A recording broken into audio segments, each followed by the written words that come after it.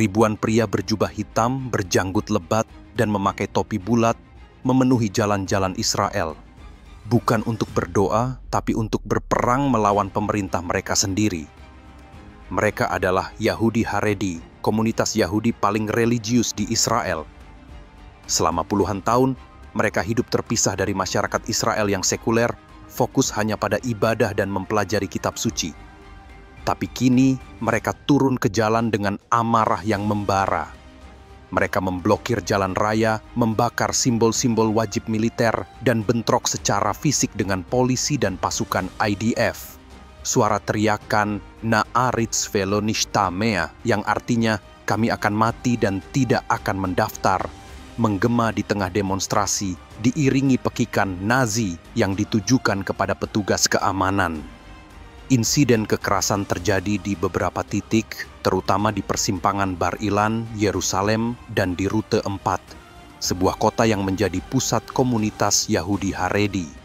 Polisi merespon dengan kekerasan, di mana pentungan diayunkan, meriam air disemburkan, dan zat kimia berbau busuk disemprotkan ke kerumunan untuk membubarkan mereka. Video yang beredar menunjukkan polisi berkuda dan pasukan anti huru-hara berusaha keras mengusir para pengunjuk rasa. Polisi mendorong, menendang, dan memukuli demonstran dengan tongkat. Spanduk-spanduk yang dibawa demonstran tak kalah provokatif, mengecam keras Zionisme dan kebijakan pemerintah Netanyahu. Untuk memahami ledakan kemarahan ini, kita perlu mengenal siapa sebenarnya Yahudi Haredi itu. Kata Haredi sendiri berarti orang yang gemetar akan kekudusan Tuhan.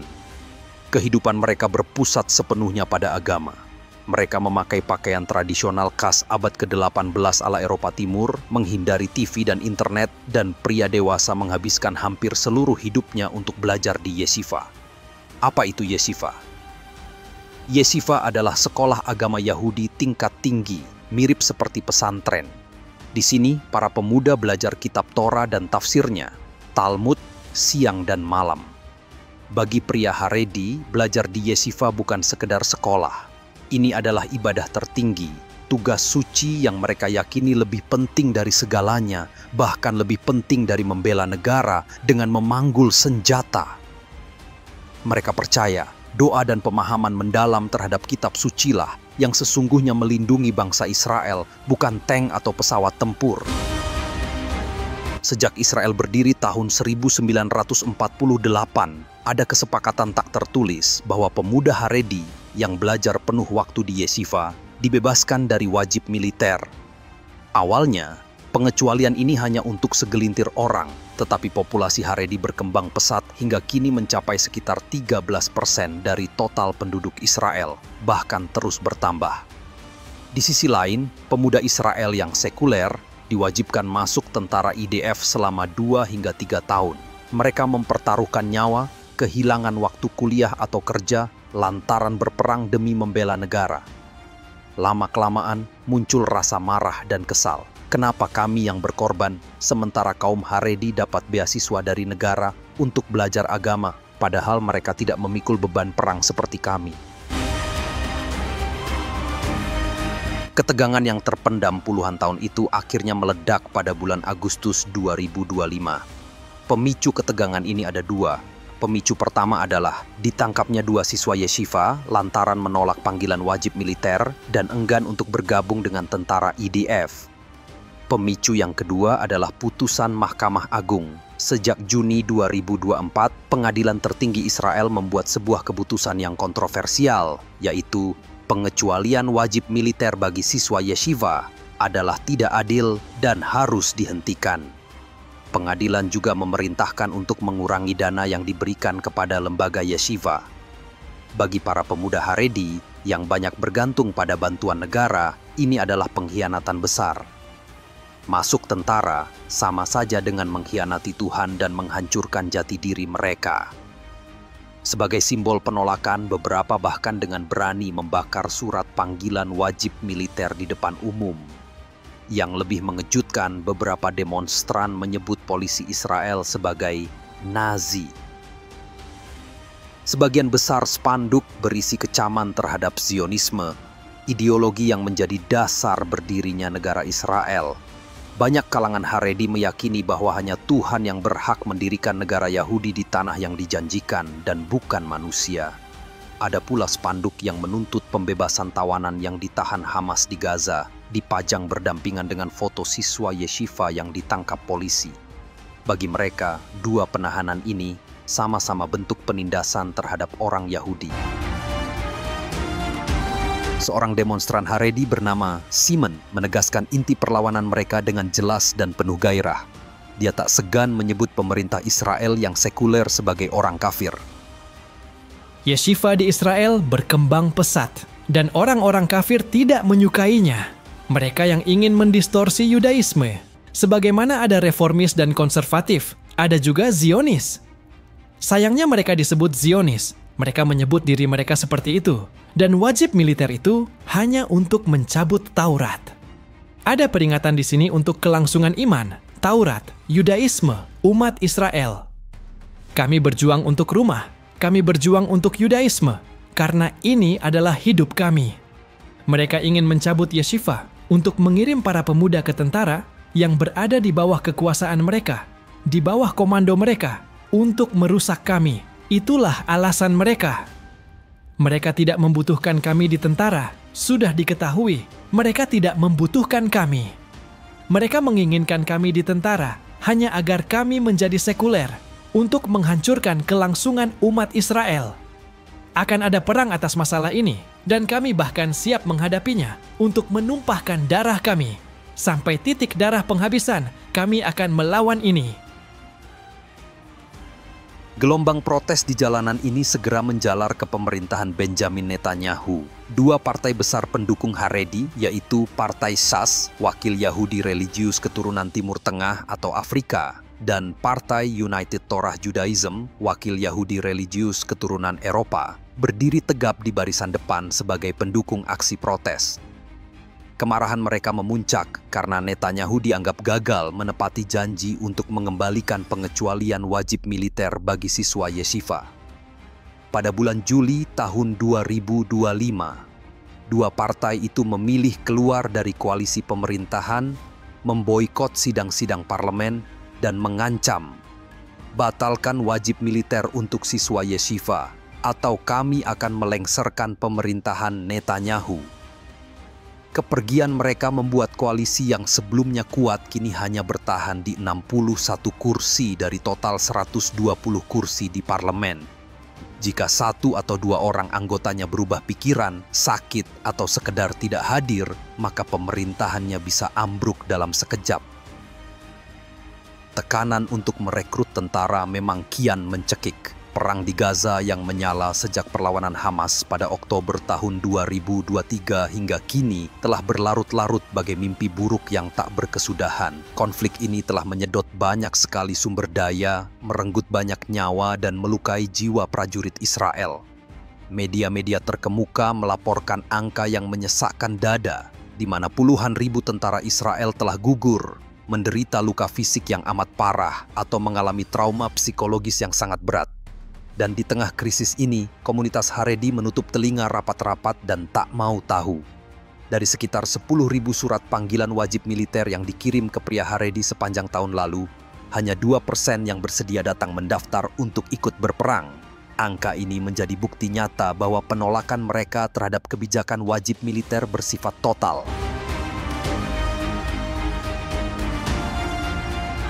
Israel kini berdiri di tepi jurang yang dalam dan gelap. Jika Netanyahu gagal memenuhi tuntutan keras komunitas Haredi, pemerintahannya yang rapuh bisa runtuh sehingga memicu diselenggarakannya pemilu di tengah berkecamuknya perang. Jika pemerintah nekat memaksakan wajib militer pada siswa yeshiva, protes dan bentrokan di jalanan bisa membesar menjadi gelombang perlawanan yang lebih luas, lebih keras, dan lebih berdarah.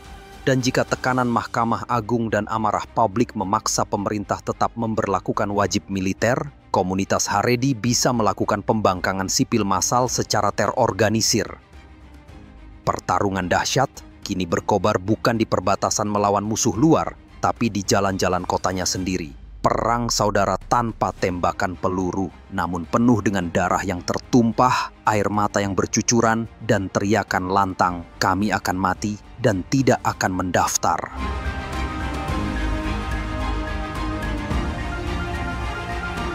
Mitos tanah leluhur, dominasi Eropa dalam proyek pendirian negara Israel.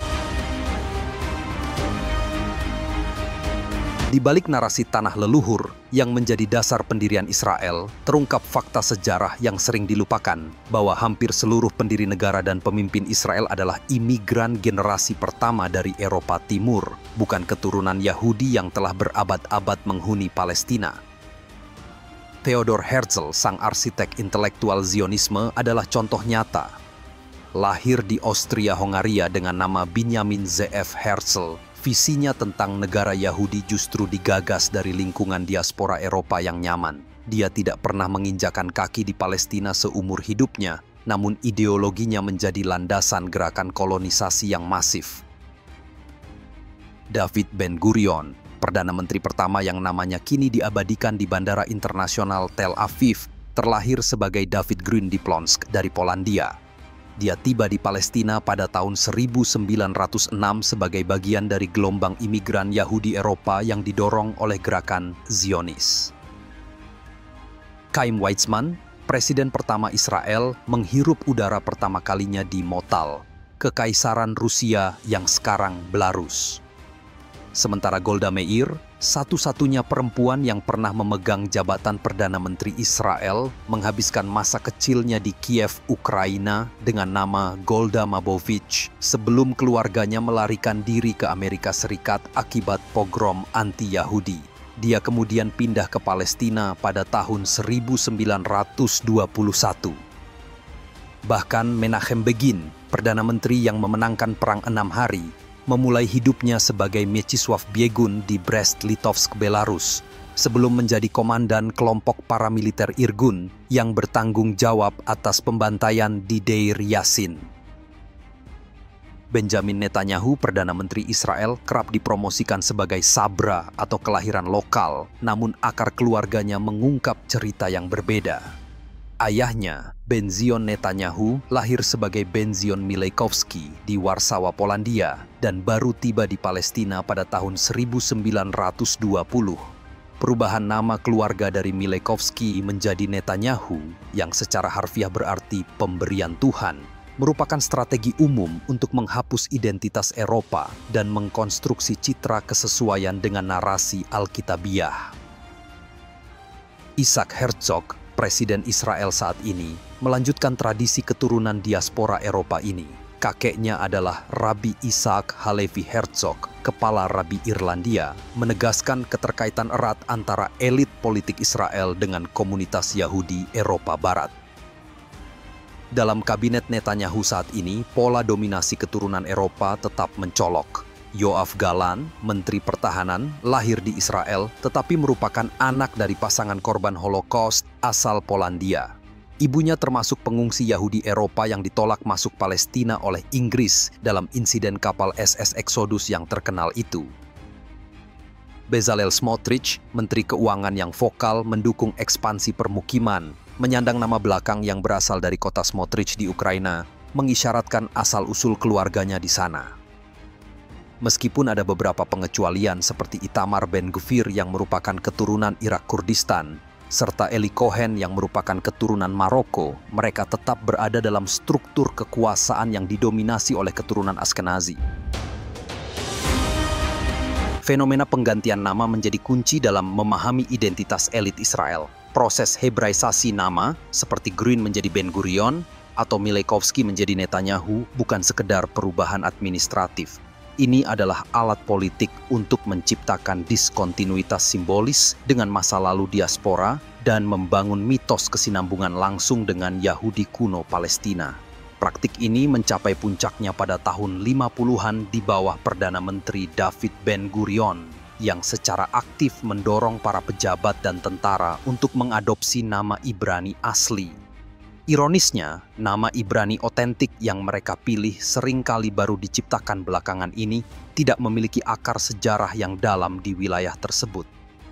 Keturunan Yahudi Askenazi Eropa Timur menempati puncak piramida sosial, menguasai institusi politik, ekonomi, dan budaya.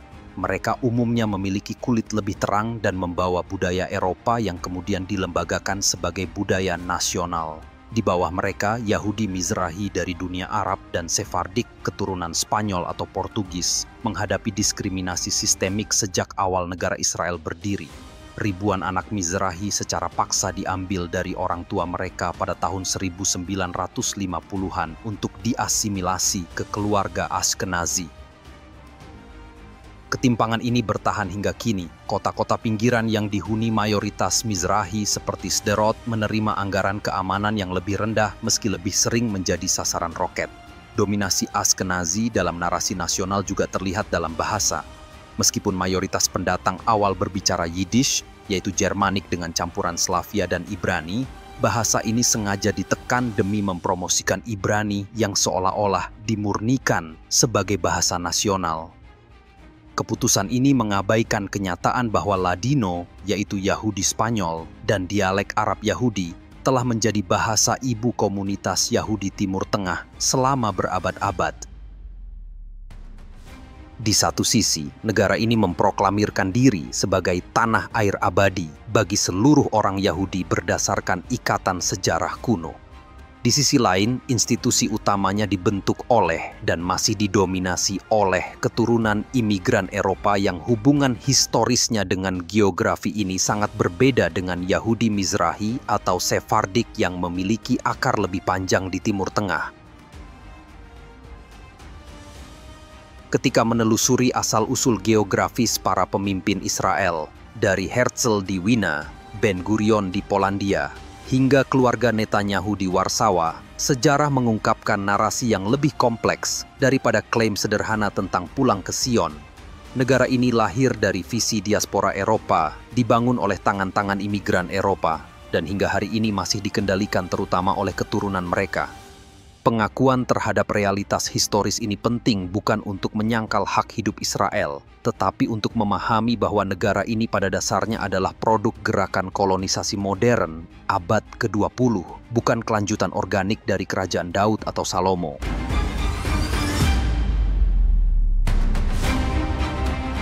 Kelompok-kelompok Yahudi di Israel, keragaman yang terpecah di bawah bayang-bayang Yahudi Askenazi. Identitas Yahudi di Israel sebenarnya sangat beragam dan rumit, jauh dari gambaran sederhana bahwa Israel adalah negara bagi semua orang Yahudi. Kelompok Yahudi keturunan Askenazi dari Eropa Timur yang dulu berperan besar dalam membentuk negara Israel kini mendominasi kehidupan sosial dan politik. Akibatnya, kelompok-kelompok Yahudi lainnya seperti Yahudi Mizrahi dari Timur Tengah dan Afrika Utara, Yahudi Ethiopia, dan Yahudi-Yahudi lainnya seringkali tidak mendapat tempat yang setara, baik dalam kekuasaan maupun pengakuan budaya. Karena itu, untuk benar-benar memahami Israel, kita tidak bisa hanya melihat dari luar atau mengikuti narasi resmi. Kita juga harus memahami keragaman di dalam komunitas Yahudi itu sendiri, termasuk perbedaan sejarah, tradisi, dan ketegangan antar kelompok yang ada. Di Israel, kelompok Yahudi Askenazi menempati posisi paling berpengaruh dalam politik, ekonomi, dan budaya. Mereka adalah keturunan Yahudi dari Eropa Tengah dan Timur, seperti Jerman, Polandia, Rusia, Ukraina, Hungaria, Rumania, Lituania, Latvia, Republik Ceko, Austria, dan lain sebagainya. Kelompok inilah yang memimpin gerakan Zionis pada awalnya, mendirikan negara Israel, dan sampai sekarang masih banyak menguasai posisi penting di pemerintahan, militer, sistem hukum, universitas, hingga perusahaan-perusahaan besar. Budaya Askenazi ini, seperti nilai-nilai sekuler dan sosialis awal, penggunaan bahasa Ibrani modern, serta gaya hidup dan selera Eropa, semuanya telah dijadikan sebagai budaya nasional Israel. Meskipun secara jumlah mereka kini bukan lagi kelompok mayoritas karena masuknya imigran dari berbagai latar belakang, mereka masih memiliki warisan kekuasaan dan jaringan sosial yang sangat kuat. Ciri fisik mereka, seperti kulit yang lebih terang, juga ikut membentuk standar kecantikan dan pandangan sosial di masyarakat Israel. baik secara sadar maupun tidak sadar. Ironisnya, walaupun mereka mengklaim telah kembali ke tanah leluhur di Timur Tengah, identitas budaya Askenazi mereka justru sangat dipengaruhi oleh pengalaman hidup sebagai orang Eropa.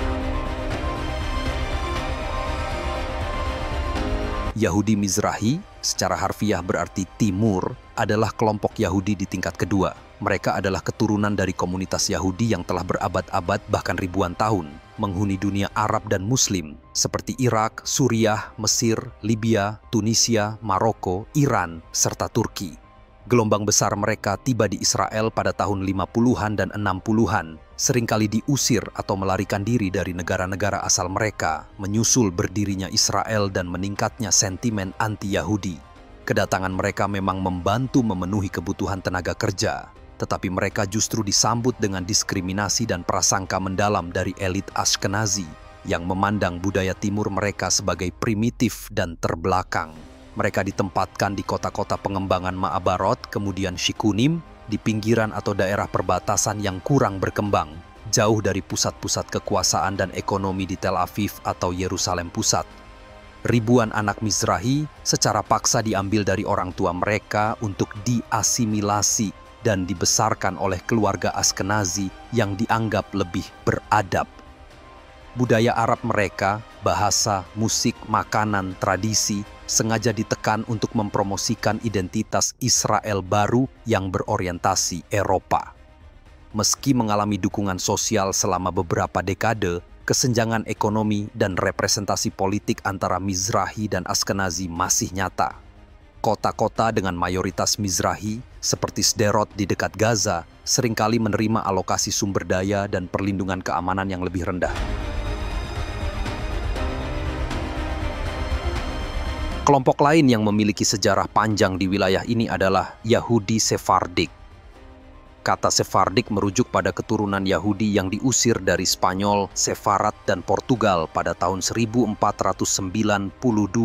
Mereka kemudian menyebar ke seluruh Mediterania seperti Turki, Yunani, Bulgaria, Balkan, menyebar di Eropa Barat seperti Belanda, Prancis, dan Inggris, dan menyebar di belahan dunia lainnya. Di Tanah Suci, yaitu Palestina sebelum didirikannya Israel, terdapat komunitas Sephardik yang sudah mapan dan dihormati sejak berabad-abad sebelum Zionisme, khususnya di Yerusalem, Safed, Tiberias, dan Hebron. Mereka memiliki tradisi keagamaan, liturgi, dan hukum yang berbeda dengan Ashkenazi. Bahasa Ladino atau Judeo-Spanyol menjadi ciri khas budaya mereka. Dalam konteks Israel modern, seringkali terjadi tumpang tindih atau penggabungan istilah Sephardik dengan Mizrahi, terutama karena keduanya berbagi pengalaman sebagai Yahudi Timur yang non-Ashkenazi dan menghadapi diskriminasi serupa. Selain Ashkenazi, Mizrahi, dan Sephardik, masyarakat Yahudi Israel juga terbelah secara mendalam berdasarkan tingkat religiusitas dan hubungannya dengan negara Zionis. Yahudi Haredi ultra-ortodoks adalah kelompok yang paling mencolok penolakannya terhadap norma-norma sekuler negara. Mereka memprioritaskan studi Taurat di yeshiva di atas segalanya. Mereka hidup dalam komunitas tertutup berpakaian tradisional, jubah hitam, ambut pelipis panjang untuk pria, dan berusaha meminimalkan interaksi dengan dunia sekuler. Terdapat dua kelompok besar Haredi yang secara politik signifikan. Pertama adalah Haredi Ashkenazi, terdiri dari berbagai kelompok, Litvak non-Hasidik, dan berbagai sekte Hasidik seperti Ger, Belz, Satmar, Chabad Lubavitch. Mereka umumnya mendukung partai seperti United Torah Judaism. Sikap mereka terhadap Zionisme dan negara Israel berkisar dari non-Zionis, yaitu menerima negara secara pragmatis untuk melindungi komunitas Yahudi, tetapi menolak ideologinya sebagai pemberontakan terhadap kehendak Tuhan menunggu Mesias. Sikap mereka yang lain adalah anti-Zionis radikal, seperti kelompok Neturei Karta yang menolak sepenuhnya eksistensi negara Israel sebelum kedatangan Mesias dan sering bersimpati pada Palestina. Kelompok kedua adalah Haredi Sephardic dan Mizrahi. Mereka umumnya lebih terintegrasi secara sosial dan lebih pro-negara dibanding Haredi Ashkenazi. Meski sama-sama menekankan kehidupan religius ketat, mereka membangun identitasnya sebagai penjaga tradisi Sephardic dan Mizrahi yang mereka anggap terpinggirkan oleh elit Ashkenazi sekuler maupun religius. Dengan demikian, konflik terkini antara komunitas Haredi Ashkenazi dan Sephardic dengan pemerintah mengenai wajib militer dan pendanaan yeshiva adalah manifestasi nyata dari ketegangan mendasar antara visi negara Yahudi sekuler Zionis dengan visi komunitas yang percaya bahwa kelangsungan Yahudi bergantung pada penjagaan Taurat secara ketat, bukan pada kekuatan militer. Berbeda dengan Haredi, ada pula Yahudi Dati. Religius nasionalis atau religius Zionis adalah kelompok yang menggabungkan keyakinan agama Yahudi Ortodoks yang kuat dengan komitmen penuh terhadap ideologi Zionis dan negara Israel. Mereka melihat pendirian dan keberadaan Israel bukan hanya sebagai pencapaian politik, tetapi sebagai bagian dari proses mesianik, awal penebusan, Achalta de Geulah. Kelompok ini sangat terwakili di permukiman tepi barat seperti Yudea dan Samaria yang mereka anggap sebagai bagian integral dari tanah Israel yang dijanjikan secara alkitabiah. Partai-partai seperti Religious Zionist Party, Otzma Yehudit, dan Mafdal menjadi kendaraan politik mereka. Tokoh-tokoh seperti Bezalel Smotrich dan Itamar Ben-Gvir berasal dari kelompok ideologis ini. Mereka umumnya sangat nasionalis, mendukung ekspansi permukiman Yahudi, dan seringkali mengambil garis keras terhadap orang Palestina dan isu keamanan. Mereka menjadi tulang punggung politik sayap kanan ekstrem di Israel saat ini dan memiliki pengaruh besar dalam pemerintahan Netanyahu. Kelompok terbesar secara demografis adalah Yahudi Hiloni, sekuler. Mereka membentuk mayoritas populasi Yahudi Israel selama beberapa dekade, meski persentasenya sedikit menurun belakangan ini karena tingkat kelahiran yang lebih tinggi di komunitas religius. Mereka mungkin merayakan hari raya Yahudi utama sebagai tradisi budaya, tetapi tidak secara aktif menjalankan perintah agama sehari-hari, seperti Syabat, kosher, dan doa rutin. Mereka adalah produk utama dari proyek penciptaan Yahudi baru oleh Zionis sekuler Awa yang kebanyakan Ashkenazi yang ingin membentuk identitas Israel yang kuat, mandiri, dan terputus dari citra diaspora yang lemah. Secara politik, mereka menjadi basis partai-partai kiri dan tengah, seperti Avoda Partai Buruh, meski banyak juga yang memilih Likud atau partai kanan lainnya, terutama karena isu keamanan.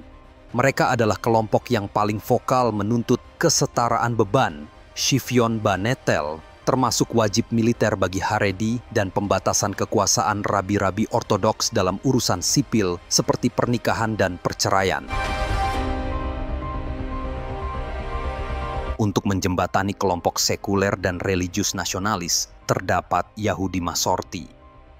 Kelompok ini sangat beragam, terutama di kalangan Yahudi Mizrahi. Mereka umumnya memegang nilai-nilai dan tradisi agama Yahudi, merayakan hari raya, mungkin menjaga kosher di rumah, dan menghadiri sinagoge pada hari raya besar atau Syabat sesekali, tetapi tidak seketat kelompok Dati atau Haredi.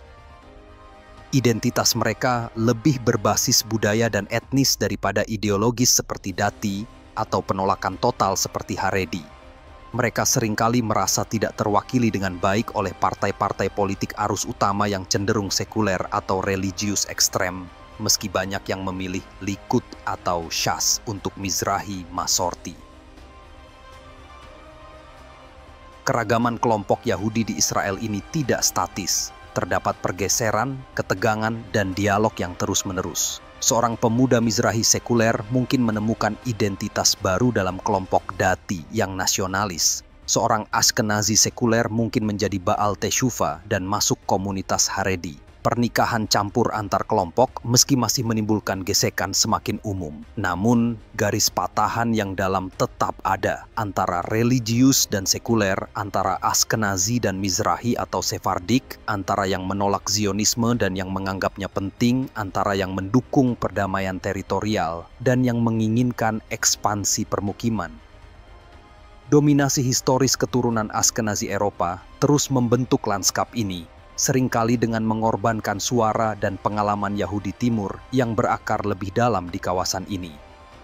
Kenyataan bahwa kelompok yang paling vokal mendukung ekspansi permukiman dan garis keras terhadap Palestina saat ini adalah keturunan dari imigran Eropa yang relatif baru, sementara banyak Yahudi Mizrahi yang memiliki memori hidup berdampingan dengan tetangga Arab mereka, menambah lapisan ironi dan kompleksitas pada konflik identitas yang mendefinisikan Israel modern. Persatuan Yahudi yang diidealkan oleh para pendiri negara dari Eropa itu tetap menjadi mitos yang sulit diwujudkan di tengah keragaman pengalaman, keyakinan, dan kepentingan yang saling bersaing di dalam komunitas Yahudi Israel sendiri.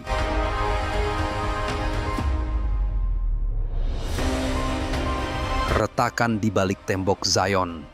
Bagaimana perpecahan internal Yahudi membuka jalan menuju prediksi kehancuran Israel tahun 2027. Bayangkan sebuah bangunan megah dibangun di atas pondasi klaim kesatuan dan takdir ilahi. Namun, di dalamnya dinding-dindingnya retak, lantainya berderak, dan penghuninya saling berperang antar sesama. Inilah gambaran Israel kontemporer. Prediksi mendiang Sheikh Ahmed Yassin, pendiri spiritual Hamas, tentang kehancuran Israel pada tahun 2027 sering dianggap sebagai angan-angan belaka. Namun, ketika kita menatap dalam keretakan-retakan yang semakin melebar di tubuh masyarakat Yahudi Israel sendiri, seperti perpecahan etnis, pertentangan religius sekuler yang tak terdamaikan, dan krisis legitimasi negara yang mendalam, prediksi itu muncul bukan sebagai ilusi, melainkan sebagai ramalan yang berakar pada sebuah realitas. Inti prediksi Yassin bukanlah pada kekuatan eksternal semata, melainkan pada keruntuhan internal, kehancuran yang datang dari dalam. Dan Israel hari ini adalah laboratorium sempurna untuk teori ini. Negara yang mengklaim sebagai rumah bagi seluruh orang Yahudi justru terbelah oleh garis-garis identitas yang saling berseteru. Dominasi lama Yahudi Ashkenazi, keturunan Eropa Timur atas institusi politik, ekonomi, dan budaya terus menjadi sumber kepahitan bagi Yahudi Mizrahi, keturunan dunia Arab, dan Yahudi Sephardik, keturunan Spanyol Portugis. Kesenjangan ekonomi yang nyata, trauma historis, dan perasaan menjadi warga kelas 2 dalam negara yang mereka bangun bersama telah menciptakan bom dan ledakan. Kota-kota seperti Sderot berpenduduk mayoritas Mizrahi yang menjadi sasaran rudal namun mendapat perlindungan minim adalah simbol nyata ketimpangan yang mengikis rasa kebersamaan nasional. Ketika negara gagal memberikan keadilan dan pengakuan yang setara bagi seluruh komponen pembentuknya, loyalitas terhadap proyek Zionis itu sendiri mulai dipertanyakan oleh mereka yang merasa dikhianati. Perpecahan paling eksplosif mungkin terjadi di garis agama versus sekuler. Disinilah visi pendiri Zionis sekuler berbenturan keras dengan tuntutan politik masa kini. Yahudi Haredi, ultra-ortodoks, baik Ashkenazi maupun Sephardik, telah menjadi kekuatan politik yang tak terbendung berkat tingkat kelahiran mereka yang tinggi. Mereka menolak esensi negara Zionis sekuler, menolak kurikulum pendidikan nasional, menolak bekerja karena banyak yang mengandalkan tunjangan negara, dan yang paling memecah belah saat ini, menolak wajib militer secara mutlak. Bagi mereka, belajar Torah di yeshiva adalah tugas suci yang melampaui kewajiban kepada negara. Bentrokan berdarah baru-baru ini di Yerusalem dan Tel Aviv, di mana polisi menghadapi demonstran Haredi yang meneriakkan, "Kami akan mati dan tidak akan mendaftar," hanyalah puncak gunung es ketegangan yang telah mendidih puluhan tahun. Mahkamah Agung Israel memerintahkan wajib militer bagi mereka. Pemerintah mencoba memaksa, tetapi komunitas Haredi siap berperang secara harfiah untuk mempertahankan cara hidup mereka. Mereka memandang negara dan tentara bukan sebagai pelindung, melainkan sebagai ancaman eksistensial terhadap iman dan identitas mereka. Sementara itu, Yahudi Hiloni yang sekuler, yang mayoritas dan menjadi tulang punggung ekonomi dan tentara, juga semakin muak. Mereka menuntut shivyon banetel atau kesetaraan beban. Mereka membayar pajak tinggi, anak-anak mereka bertempur dan mati di Gaza, sembari melihat komunitas Haredi yang besar tengah menikmati tunjangan negara disertai penolakan untuk ikut berperang. Padahal survei demi survei menunjukkan lebih dari 70% warga sekuler mendukung wajib militer bagi Yahudi Haredi. Selain sisi religius, Yahudi Dati menjadi ujung tombak penjajahan dan garis keras politik. Partai-partai seperti Otzma Yehudit dan Religius Zionis mewakili kelompok ini memegang posisi penting dalam pemerintahan Netanyahu. Mereka melihat pendudukan tepi barat seperti Yudea dan Samaria bukan hanya sebagai strategi keamanan, tapi sebagai kewajiban teologis yang disebut awal penebusan mesianik. Visi mereka tentang Israel, Eretz Israel Hashlema, Tanah Israel Raya, yang eksklusif berbasis agama, bertolak belakang baik dengan aspirasi Palestina maupun dengan pragmatisme sekuler yang mencari jalan kompromi. Mereka memperdalam pendudukan dan memicu ketegangan internasional, sementara ketergantungan Netanyahu pada partai-partai mereka untuk bertahan berkuasa membuat pemerintah sulit bergerak ke arah lain. Fanatisme mesianis ini, meski memberi kekuasaan politik, menanam bibit konflik abadi yang semakin mencekik Israel secara global dan menguras sumber dayanya. Pemerintahan Netanyahu saat ini adalah cermin sempurna dari retakan-retakan ini. Koalisinya yang nyaris ambruk hanya bertumpu pada 61 kursi parlemen yang rapuh adalah hasil pengunduran diri partai-partai Haredi yang marah karena masalah wajib militer. Pemerintah ini bukan dibangun atas dasar kesepakatan nasional yang kuat, melainkan atas transaksi politik yang mudah runtuh oleh kepentingan sempit salah satu kelompok pendukungnya. Ini adalah krisis eksistensial tentang makna dan tujuan negara Israel itu sendiri. Apakah ia negara sekuler demokratis, negara Yahudi, religius, atau federasi longgar komunitas yang saling curiga? Di tengah semua ini, beban perang yang tak berkesudahan menjadi katalisator yang mempercepat proses pembusukan, korban jiwa yang tinggi, kelelahan ekonomi, isolasi internasional yang belum pernah terjadi sebelumnya, dan trauma nasional yang mendalam menciptakan tekanan ekstrem pada struktur sosial yang sudah retak. Anggaran negara terkuras untuk perang dan pemulihan, sementara kebutuhan mendesak di bidang sosial dan pendidikan di komunitas miskin yang sering dihuni Mizrahi diabaikan.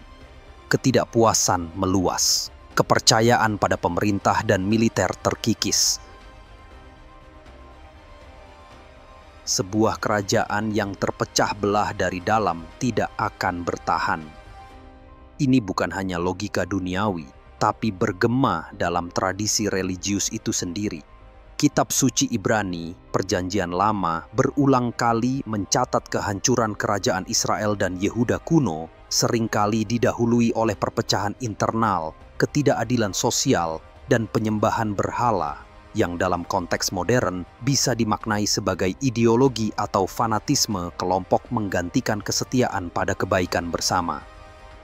Nabi Yesaya, Yeremia, dan lainnya menubuatkan kehancuran bukan semata karena musuh luar, tetapi karena dosa-dosa internal bangsa itu sendiri, ketidakadilan, kesombongan, dan perpecahan. Dalam konteks Israel modern, dosa itu bisa dimaknai sebagai ketidakmampuan untuk menciptakan masyarakat yang adil dan setara bagi semua warga Yahudinya, kegagalan mendamaikan visi religius dengan sekuler, serta penindasan terhadap penduduk asli Palestina yang menjadi sumber konflik abadi.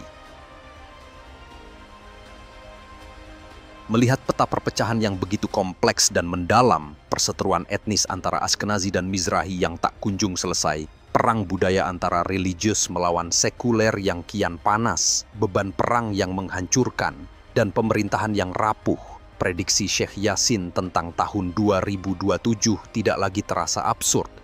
Tahun 2027 bukanlah tanggal magis, melainkan simbol dari titik kritis di mana tekanan internal dan eksternal mencapai puncaknya. Apakah negara bisa bertahan jika mayoritas sekulernya memberontak karena menanggung beban perang sendirian? Apakah negara bisa stabil jika komunitas Haredi yang terus membesar secara demografis terus menolak dasar-dasar kewarganegaraannya, seperti wajib militer dan pendidikan sekuler? Apakah negara bisa damai jika sayap religius nasionalis terus memicu api permukiman dan konflik dengan Palestina?